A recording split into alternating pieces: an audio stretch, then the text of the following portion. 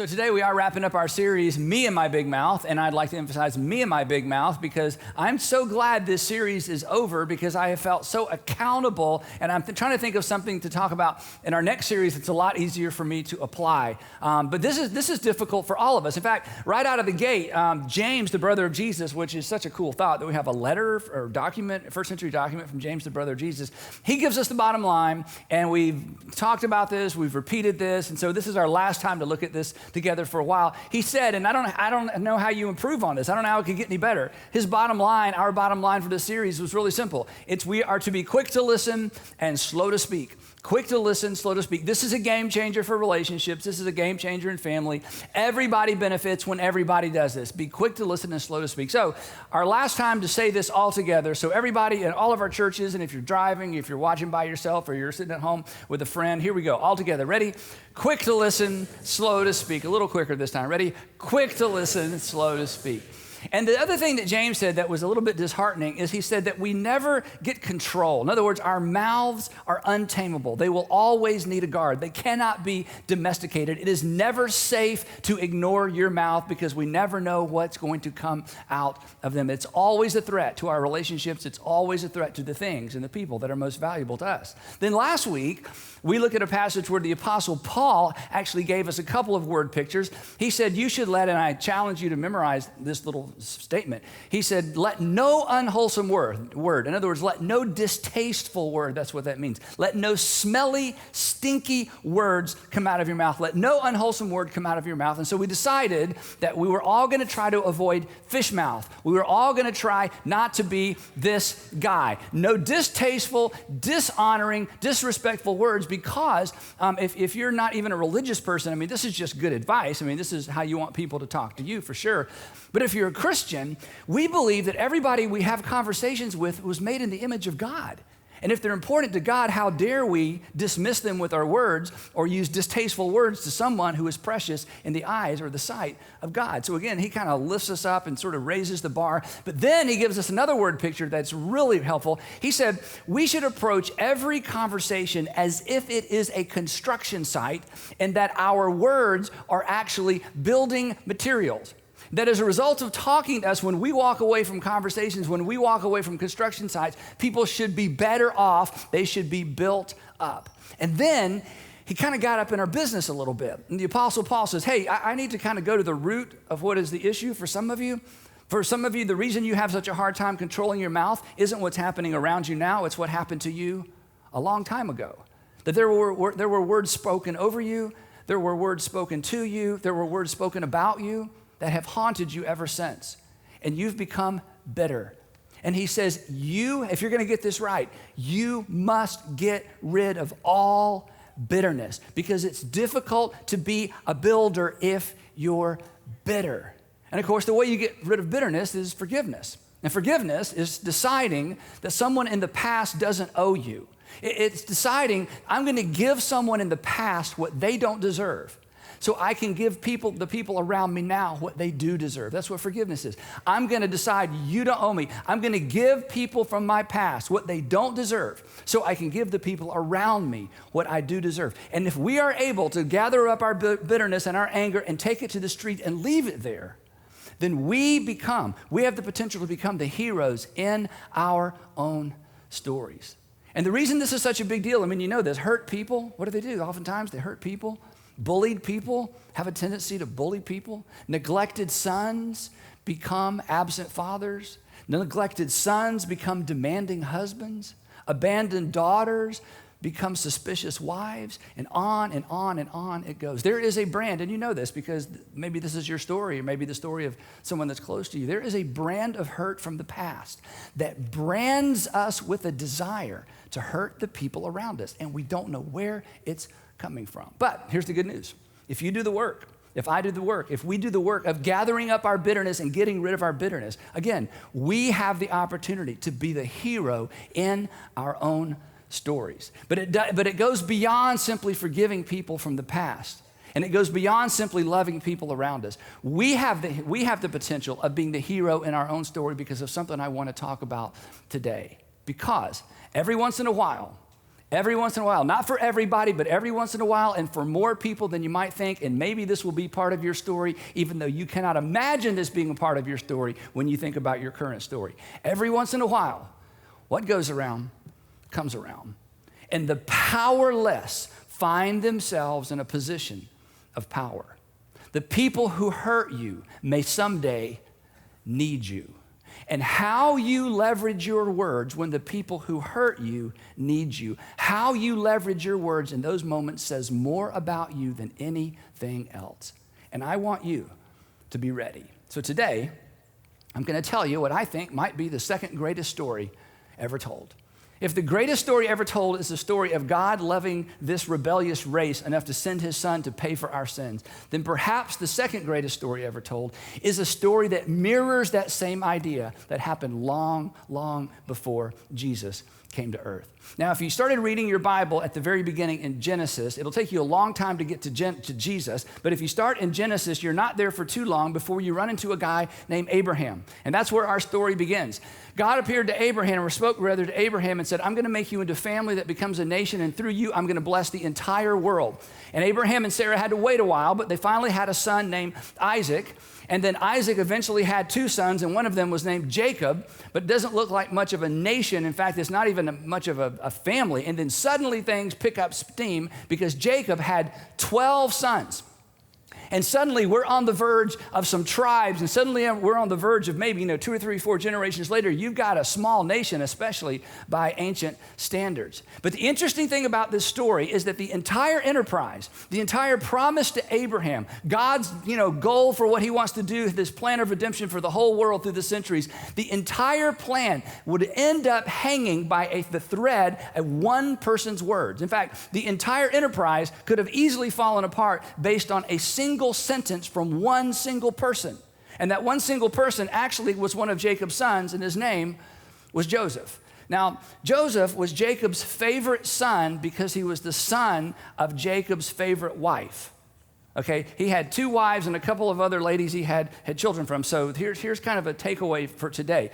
Men, never have a favorite wife, okay? It will cause problems. And it caused so many problems for Jacob because he had a favorite wife named Rachel and had a son named Jacob, and Jacob was his favorite son. And then Rachel gave birth again to a boy they named Benjamin, but she died in childbirth. So he was constantly mourning the loss of his favorite wife, but consequently Joseph became his favorite son. So Benjamin's too young to be a part of this narrative, but Joseph had these, for the most part, older brothers, we think, and all 10 of these older brothers despised him and resented him because they knew their father loved him more than he loved the rest of the boys. So as the story goes, and if you grew up in church or if you're Jewish, you know this story.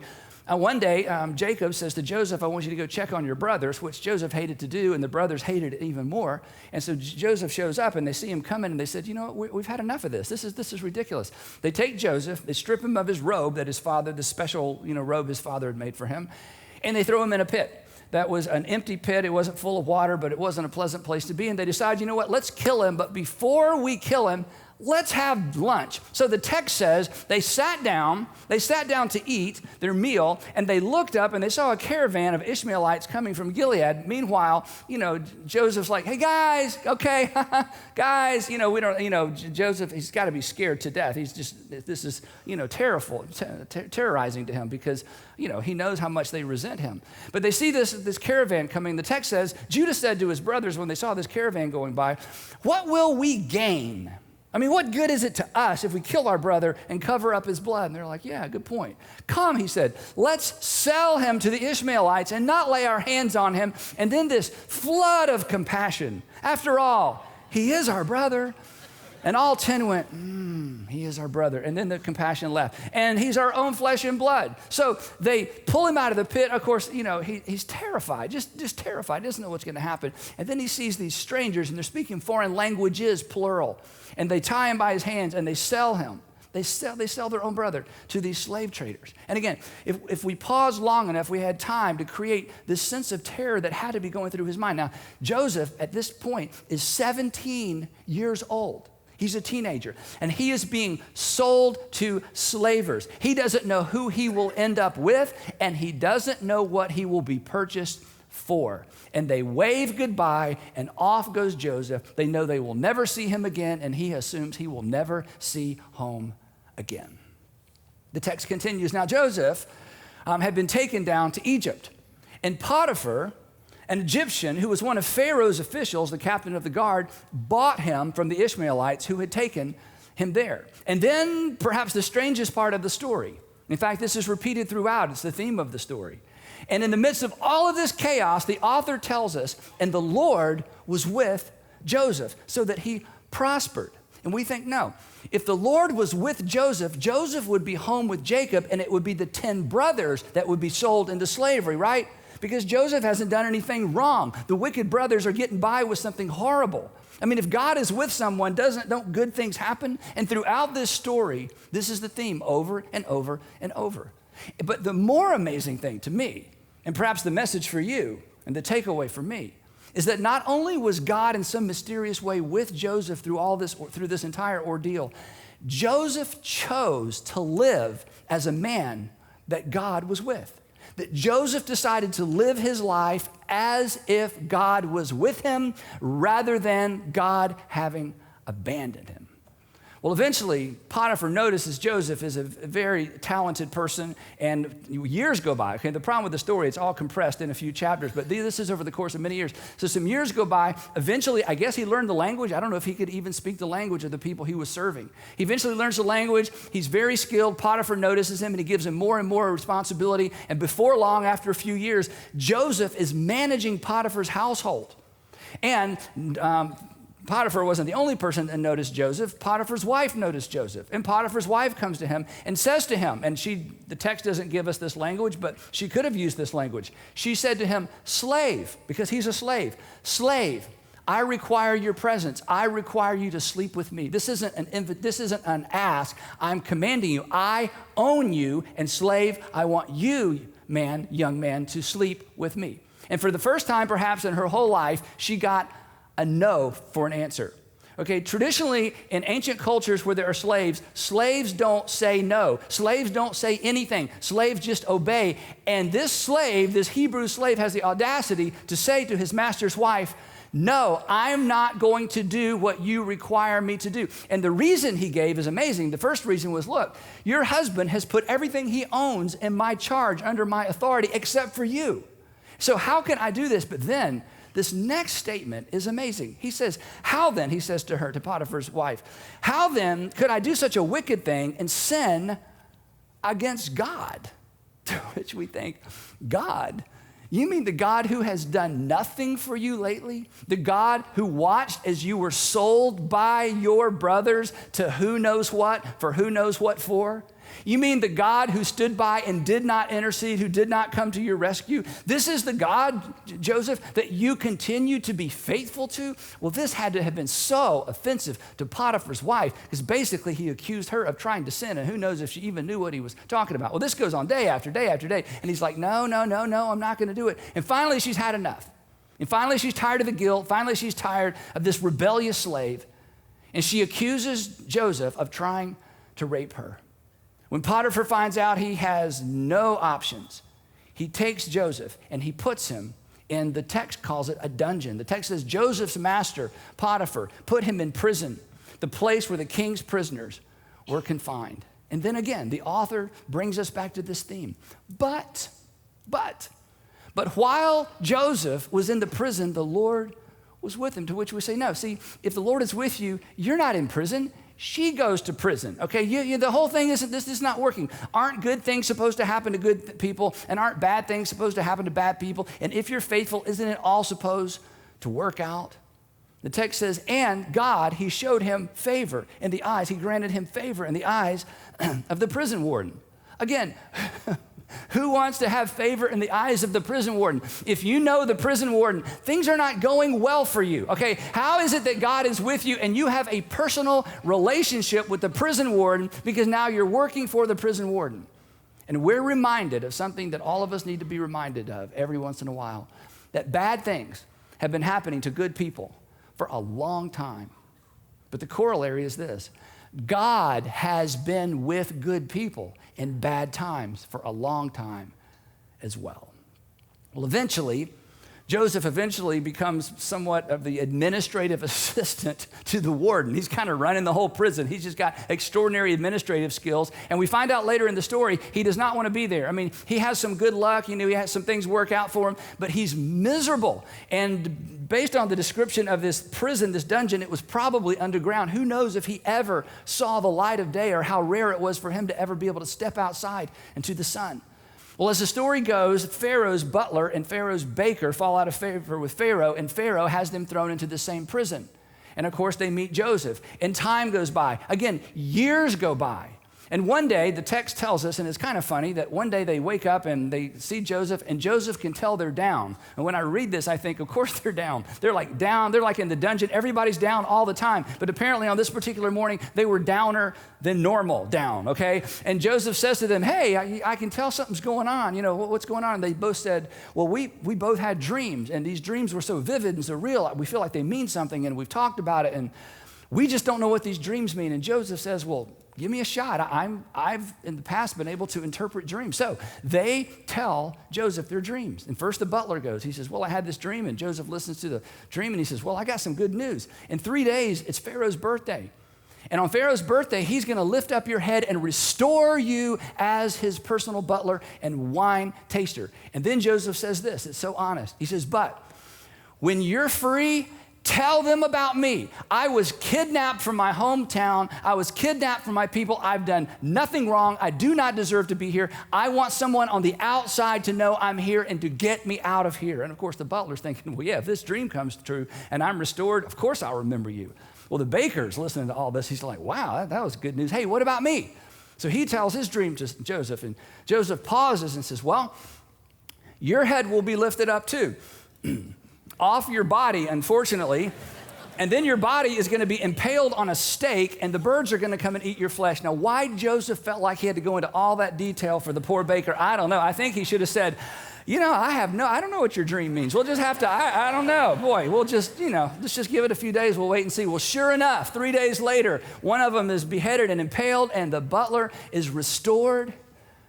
And put yourself, if you can, it's difficult for us to be in this situation. Imagine, and a day goes by, and Joseph is thinking, maybe this is the day. Surely the butler is going to say to someone on the outside, oh, you're not going to believe this. There's a guy in our dungeon who predicted this very event. And 2 days go by, and 3, and a week, and a month. And the text tells us that the butler forgot all about Joseph. And for some of us, that's our life story right now, isn't it? You just feel forgotten. And a year goes by.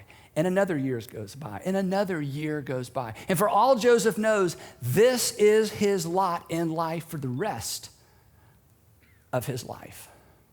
But day after day after day, he continues to live as if God is with him. Now Joseph is 30 years old, and Pharaoh has a series of dreams. And he's so disturbed by these dreams, and they're so vivid. And he believes that somehow they mean something, so he calls in the court magicians, and he calls in his counselors, and he shares this dream, and nobody can come up with an interpretation for these dreams. And then the butler remembers, and he says to Pharaoh, these are my words, not the text, Pharaoh, you remember a few years ago we had that little, it wasn't a big deal, it wasn't a really big deal, but you did have me, I hate to even bring it up, you had me thrown in the dungeon for a very short time because it wasn't a big deal. Anyway, while I was there, I met a Hebrew slave, and he listened to my dream and told me what would happen based on my dream, and sure enough, it happened. And I think perhaps if he's still there, who knows if he's still there? Who knows if he's still anywhere? Who knows if he's alive? It's been years. But if he's there, you should find him. So the text says that Pharaoh sent for Joseph, and he was quickly brought from the dungeon. And when he had shaved, because he was a mess, and when he had changed his clothes because he smelled like dungeon, he came before Pharaoh. Now, again, the contrast, we can't even begin to picture this. To come into the daylight for maybe the first time in a long time. Next thing you know, you're being shaved and pampered and perfumed, and suddenly, what's going on? Well, Pharaoh wants to see you. Pharaoh wants to see me. Pharaoh wants to see you. Here's how far you can get to Pharaoh. Here's how you walk. Here's how you kneel. Here's how you bow. Here's the etiquette. You need to pay attention. He wants you in his presence now. And Pharaoh said to Joseph, I had a dream, and no one can interpret it, but I have heard it said of you that when you hear a dream, you can interpret it. Now, what happens next is perhaps the most courageous phrase, the most courageous statement uttered by anyone, anywhere in all of history. I mean, this is Joseph's big chance. And Pharaoh says, I'm going to tell you my dream, and then I want you to tell me, to give me an interpretation. But before Pharaoh can even begin telling Joseph what he dreamed, this foreigner, for whom his God had done nothing for him lately, says to the most powerful man on the planet, I cannot do it. And the butler thinks, hi-ho, it's back to the dungeon I go. Why in the world did I bring this up and draw attention to myself and my past? This is not going to go well for me. Now, Joseph should have stopped right there, but he doesn't. He says, I cannot do it, Joseph replied to Pharaoh, but God. Now, this is even worse. He should have just stopped with, I can't do it, may I go, please. But God will give Pharaoh, who thinks he is a God, who every day of his life is reminded you are a God, that you are the son of our ultimate God. He said, but God will give Pharaoh the answer he desires. Oh, Pharaoh, you are little g God, but big G God can answer your request. Well, Pharaoh had to have been offended. Everybody in the courtroom's offended, get a steak ready.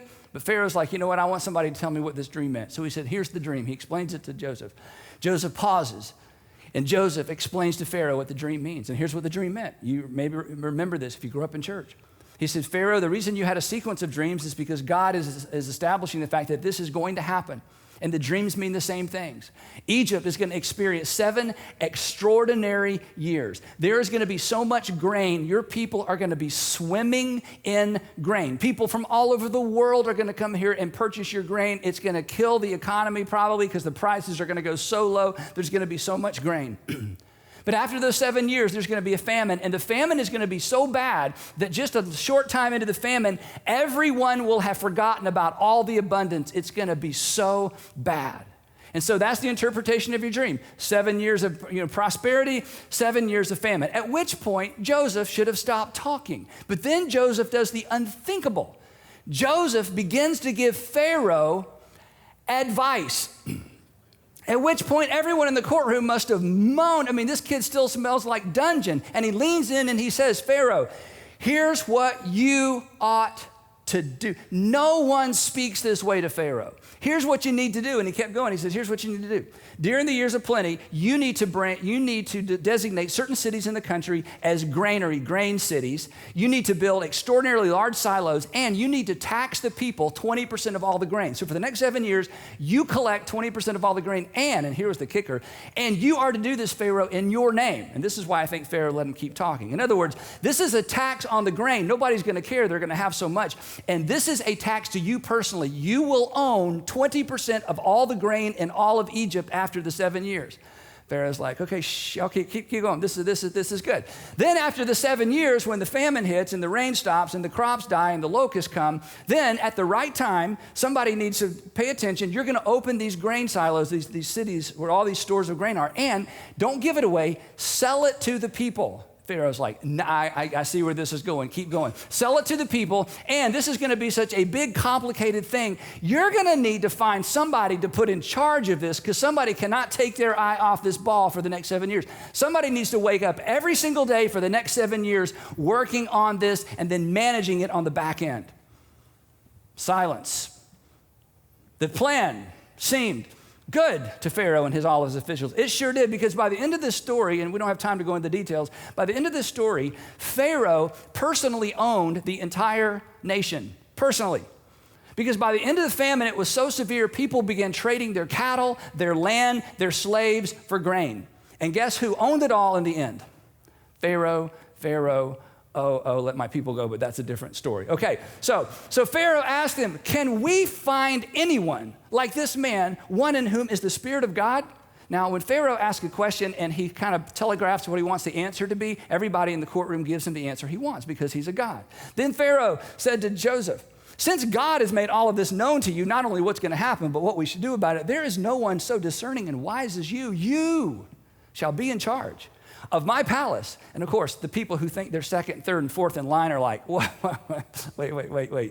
Okay, Okay, we've known this kid 45 minutes, and you're about to put him in charge of the whole, but it's Pharaoh. You don't do that. He's going to be in charge of my palace, all my people. They're to submit to your orders. Only with respect to the throne will I be greater than you.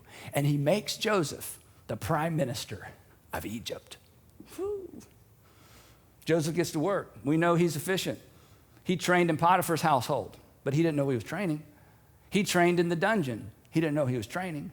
And now he has a responsibility of saving a nation. And he gets to work, and he builds the storehouses, and he chooses the city, and he organizes the whole thing. And for 7 years, they tax the grain, and 20% of the grain is stored. 7 years end. And I mean, the rain ceases, and things get really bad. In fact, it was so bad, everybody forgot, as he predicted. They forgot about the good years. And at the right time, when the time was right, they began to sell the grain, and people spent all their money on grain, and they traded their cattle. And this famine reached outside the borders of Egypt all the way north to where Joseph's family lived. And they begin to feel the effects. And the text says that when Jacob, Joseph's father, learned that there was grain in Egypt, this is funny, he said to his sons, the other 10 sons plus Benjamin, "Why do you just keep looking at each other? I mean, we're starving to death." He continued, "I have heard that there is grain in Egypt. Go down there and buy some for us so that we may live and not die." In other words, why did I even have to guys, come on. We're going to die. You've got to go down there and buy some of this grain. So the boys load up, and they head to Egypt. And the stage is set. And the fortunes have been reversed. Whew. Now, Joseph was the governor of the land, the person who sold the grain to all his people. Well, look at there. And apparently the boys showed up in the very city where Joseph just happened to be on that particular day, dispensing and overseeing the dispensing of grain. So when Joseph's brothers arrived, they bowed down to him with their faces to the ground. And as soon as Joseph saw them, he recognized them, but he pretended to be a stranger. And they did not recognize him. And do you know why they did not recognize him? Because he walked like an Egyptian.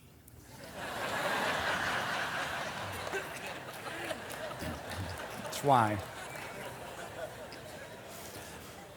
They didn't recognize Joseph because he's 30 years old, and the last time they saw him, he was a scrawny little teenager probably who was terrified. And the last they heard of him was him begging for mercy, and they just erased all that from their minds.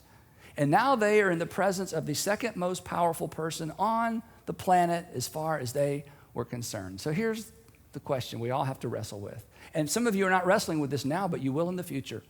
I just want you to be ready.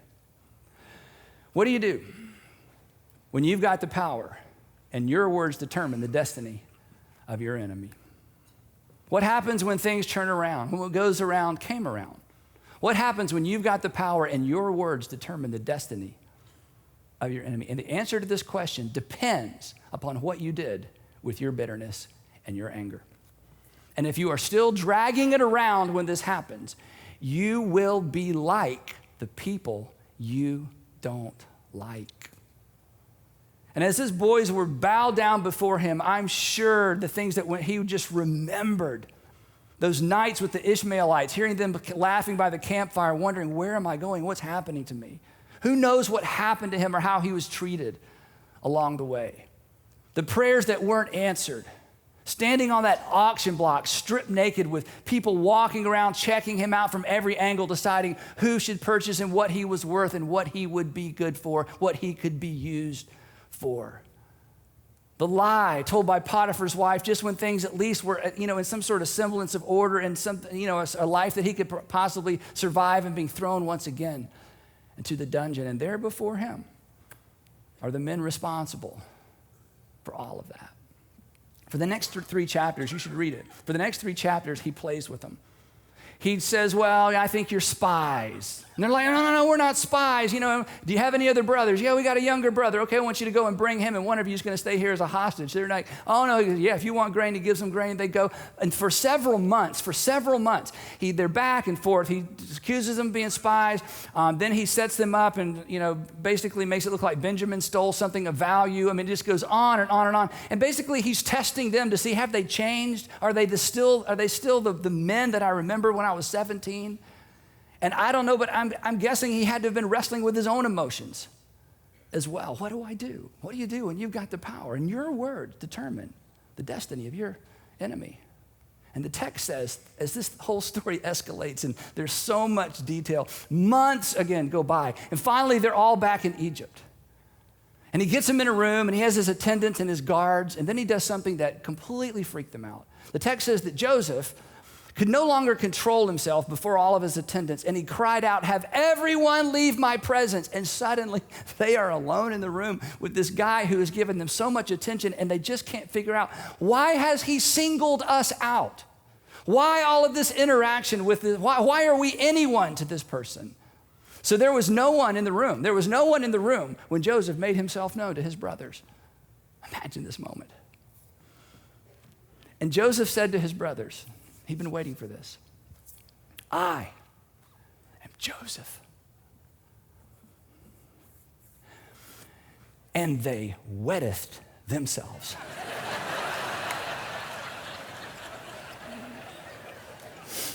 Okay, that's not in the text, but their bowels released.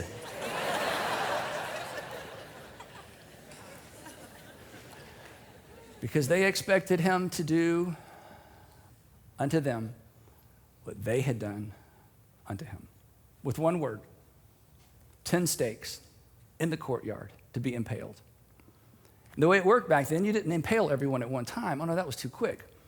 You had the 9 sit in a group with their hands tied as they watched the one slowly impaled on a sharp pointed stake. And then you watched as he slowly died. And not to be too graphic, you died when the stake finally reached your heart because of the weight of your body. And then the second brother, this would take hours and hours. It could take more than a day. That's what awaited them. Joseph said, is my father still living? That's it. Is my father still? He had no idea what was happening back at home. But his brothers, of course, this makes perfect sense, but his brothers were not able to answer him because they were terrified in his presence. Because they were rehearsing as well what was said and what was done and what would probably happen to them.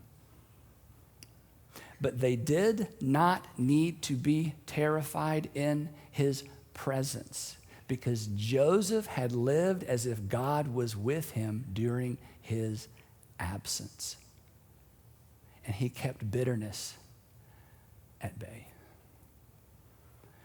What Joseph could not have known was that God's plan for the ages dangled by the thread of his one word. That before him sat the 10 tribes of the 12 tribes of Israel, through whom God would introduce the Savior of the world, who would do for the world exactly what Joseph ultimately did for his brothers. The Savior of the world who would do for you exactly what Joseph would ultimately do for his brothers. Forgive them. Because he didn't carry around a bag of bitterness and a sack of anger, even though he had every reason in the world to do so. He has them stand up, embraces all of them, and says, you're to go home, you're to get dad, you're to get your families, your grandfamily, your kids. I want to know all your kids' names, bring pictures. I want to know what's been going on. I've been missing out. I want you to go home. I'm going to send as much grain as you'll ever need. I'm going to send an armed escort. I want you to bring them all back, and I'm going to care for you for the rest of your lives. And he does. And years go by. And then Jacob, their father, dies. And the 10 get together and go, uh-oh. That's what he was waiting for. He got us here. We have been his hostages all along. He was just waiting for daddy to die. And once daddy dies, now he's going to exact his vengeance on us. And his brothers, the text says, they came to him and they threw themselves down before him and they said, we are your slaves. We sold you into slavery. If you'll spare our lives, if you will spare our children's lives, if you will spare our grandchildren's lives and the lives of our people, we are your slaves. But Joseph said to them, do not, this is so powerful, do not be afraid. And then here's the question that you're going to have to ask yourself at some point in your life. Am I, Joseph says, in the place of God? Not am I God, I know I'm not God, but am I in the place of God? So listen to this. You will never experience, I've seen this played out, some of you it's playing out right now. You will never experience the good that comes from the bad unless you recognize God was with you during the bad and then refuse to play God when things are good. You will never experience the total good that can come from the bad unless you live during those hard, tough years as if God is with you, and then you refuse to play God when things are good. Joseph said, you intended to harm me, but God's bigger than that. And God was silent, but God wasn't still. It seemed like God was far away, but God was working. But God intended it for good, to accomplish what is now being done, the saving of many lives. So then, don't be afraid. You're not my slaves. I'm not going to simply not execute you. I'm going to provide for you and your children. And he reassured them and he spoke kindly to them. Now here's the thing. One day, maybe one day soon, you may have power over the person or the persons who took from you, who hurt you, who harmed you, who stole that first marriage, who stole your childhood, who stole the opportunity you had to raise your own children. You don't know what's going to come around. And in those moments, you'll remember what they took from you, and you'll remember what they did to you. And in that moment, your Heavenly Father is going to invite you to remember something else as well. He's going to ask you to remember who was with you. And in that moment, you'll have a decision to make. What will you do? What will I do when we've got the power and our words, your words, determine the destiny of your enemy? Will you pay them back? Or will you use those words to pave the way forward? Your decision will not be determined by what's happening then. Your decision will be determined by what you do between now and then. It will be determined by the perspective you maintain between now and then. And I hope that you will take your cue from the one who gave his life to you, and not from the one or the ones who took life from you. From the one who was with you, and not the ones who abandoned you. And if you do, in that moment, you will be like your Father in heaven. And you will be free.